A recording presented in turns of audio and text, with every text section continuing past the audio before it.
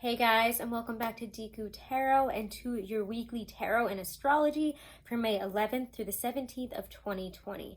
We've got a lot going on in terms of astrology this week, so let's get right into it here.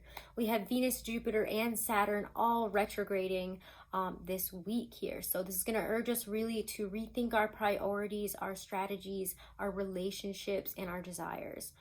Mercury also moves into Gemini, so it's going to bring up our communication, our interest in communication, and our ability to really have a lot of conversations. And we're going to be in the mood to just talk, say what's on our mind, say how we're feeling. We also have Mars moving into Pisces, and we're going to be fighting from a place of really deep beliefs and spirituality there.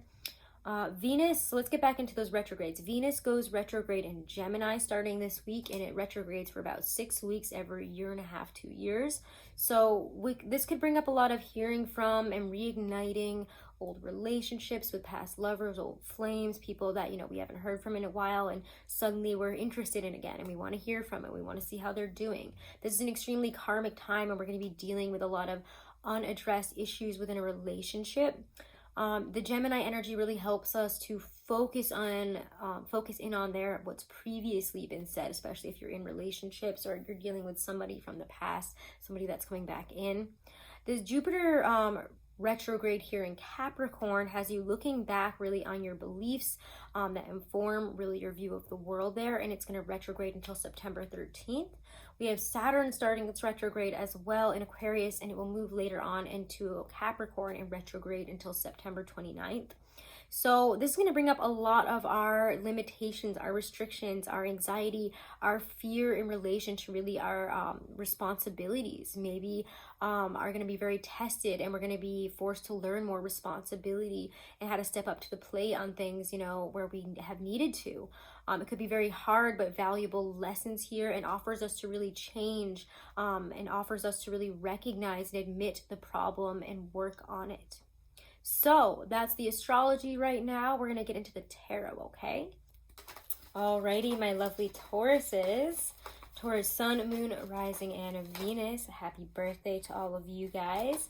We're going to be using the Morgan Greer Tarot to look at your week ahead. Do be sure to check out your monthly, guys. Your monthly is up. I'm not sure if I'm going to be able to get any of the other monthlies done like I expected. There's been a lot of changes to my schedule all of a sudden, so I hope not everybody is too mad about that, but at least yours is up, guys, so check that out. Big stuff there, big energies. Let's pull a few more here. There's really big energy this week here, especially with all of these retrogrades going on and starting this week.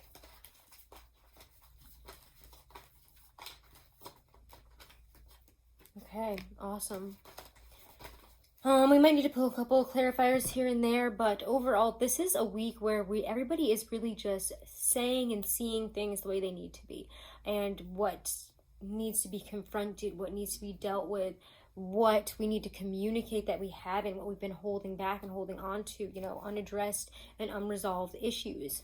The Star and the Ace of Wands here are your cards for your themes this week. So the Star brings in a lot of why can't I say the word right now? Oh my gosh. Healing, rejuvenation. It brings in also a deeper spiritual aspect here and connectedness. There is a deeper unfolding sense of purpose and stability and, confidence really in your abilities this week. There seems to also be a healing in terms of your energy and in terms of your creativity. We could be experiencing, a real rush of energy moving forward this week, a lot more of it, maybe more creativity.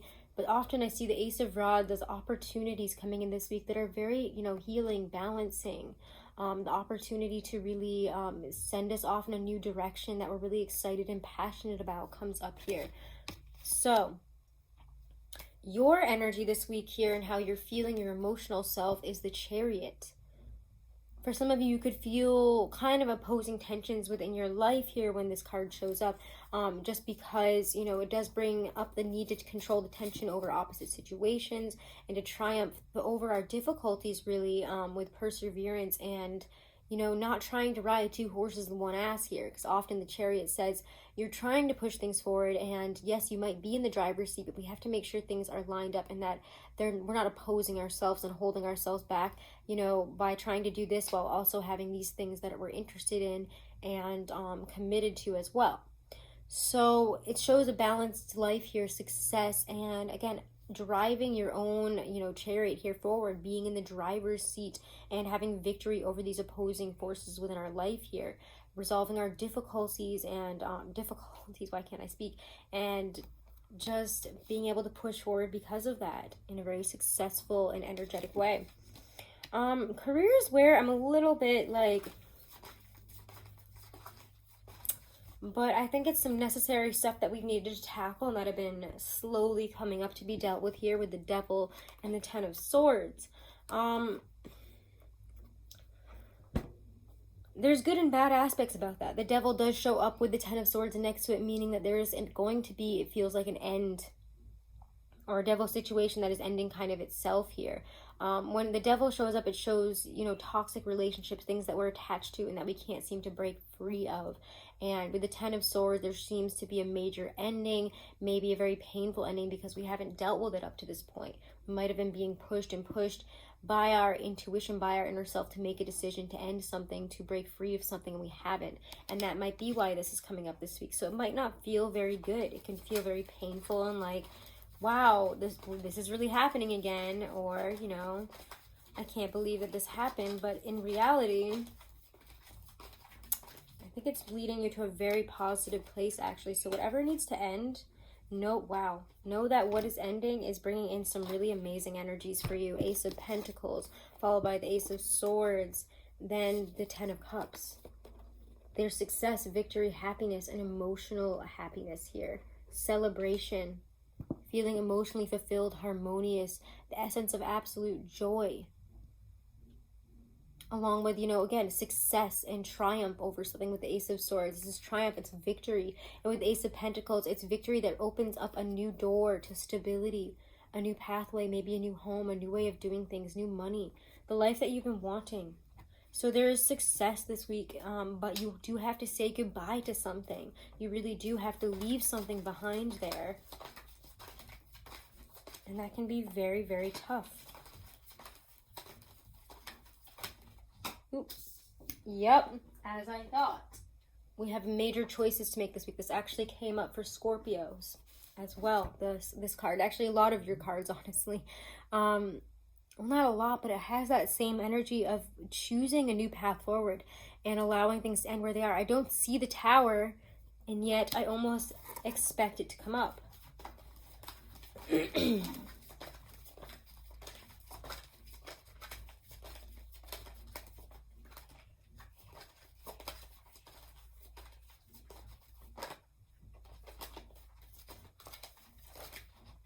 Ugh, okay.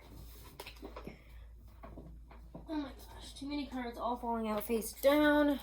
I'm going to shuffle it while we talk about these guys here. We get the Emperor and the Four of Wands for love.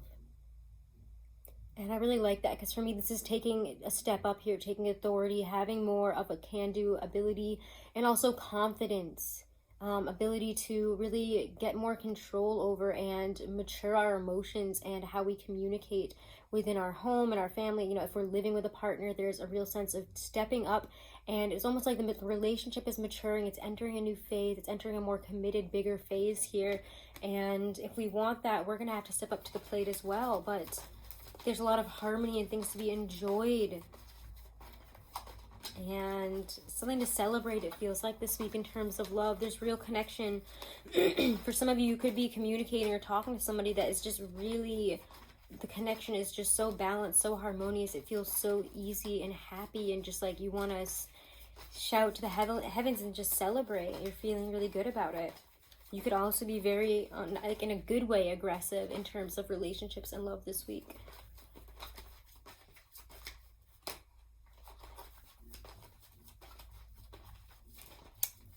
All right, let's pull one more here.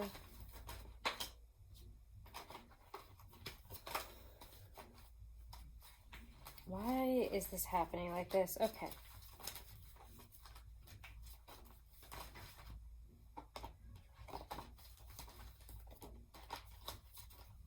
don't know if anything else wants to come out there, actually, so we're going to leave that as is.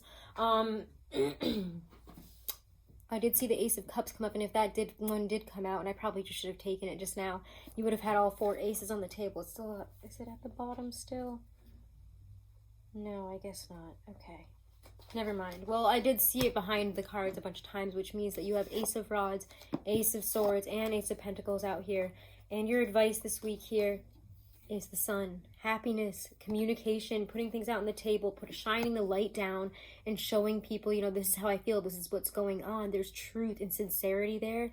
There's also, it just feels like just such warmth and happiness and, you know, commitment, contentment, liberation from the past, and attainment of goals, whether it be love, whether it be career, whatever your happiness goals are. It feels like you have new beginnings this week, and they offer you a lot of success, so grab them, do what needs to be done, and enjoy the fruits of your labor here this week, because it looks incredible. I mean, the Sun is your advice.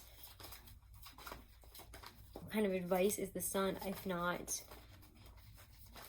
to have warmth, sincerity? It's like liberation from any limitations and moving away from uncertainty.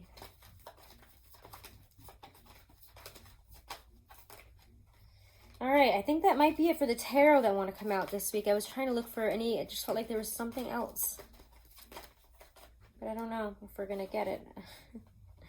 Okay, so do check out your monthlies, guys, and let's pull Adoring Virtue Romance Angel Oracle.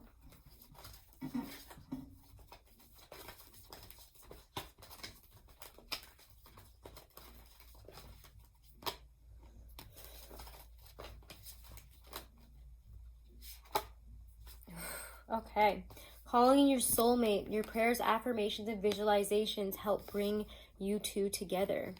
And true love here. This is the romance of a lifetime.